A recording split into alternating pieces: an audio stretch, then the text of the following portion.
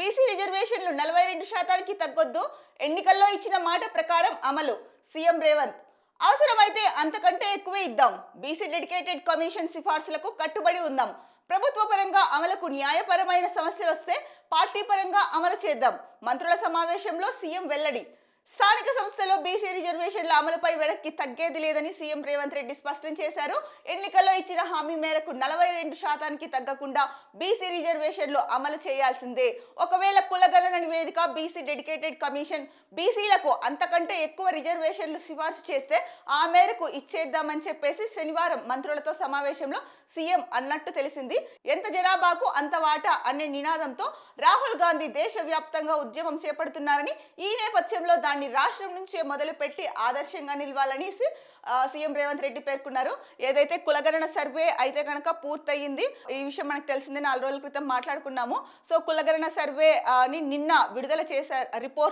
కులగణన survey report ని నిన్న అయితే కనుక రిలీజ్ చేశారు. అందులో తేలింది ఏదేంటంటే బీసీలు అధిక సంఖ్యలో ఉన్నారు అనేసి అయితే కనుక ముఖ్యమైన అంశం ఒకటి తేలింది.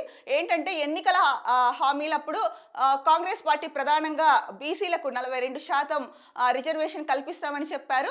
సో ఆ నేపథ్యంలో కులగణన సర్వే చేపట్టారు. ఇంకొకటి ఏంటంటే దేశవ్యాప్తంగా కూడా కులగణన సర్వే చేయాలి అని చెప్పేసి రాహుల్ గాంధీ ఏదైతే సూచించారో దాన్ని తెలంగాణలో కాంగ్రెస్ పార్టీ ఇంప్లిమెంట్ చేసింది. దీనివల్ల ఒక్క బీసీ రిజర్వేషన్ అనే కాదు, సో పేదలు ఎంతమంది ఉన్నారు, వాళ్ళందరికీ సంక్షేమ పథకాలు అందుతున్నాయా లేదా, సో సంక్షేమ ఫలాలు అందరికీ సమానంగా అందినప్పుడే అభివృద్ధి అన్నది సాధ్యపడుతుంది అని చెప్పేసి ముఖ్యంగా ఈ రెండు రీజన్స్తో, ఒకటి బీసీ రిజర్వేషన్స్, ఇంకొకటి రాష్ట్రంలో పేదలు ఎంతమంది ఉన్నారు అన్న దాని గురించి ఈ రెండు ముఖ్యమైన విషయాల ఆధారంగా బీసీ కులగణన సర్వే అయితే చేశారు. ఎట్టకేలకు సర్వే పూర్తయింది, రిపోర్ట్ కూడా వచ్చింది. నిన్న సాయంత్రం రిపోర్ట్ని అయితే కనుక రిలీజ్ చేశారు.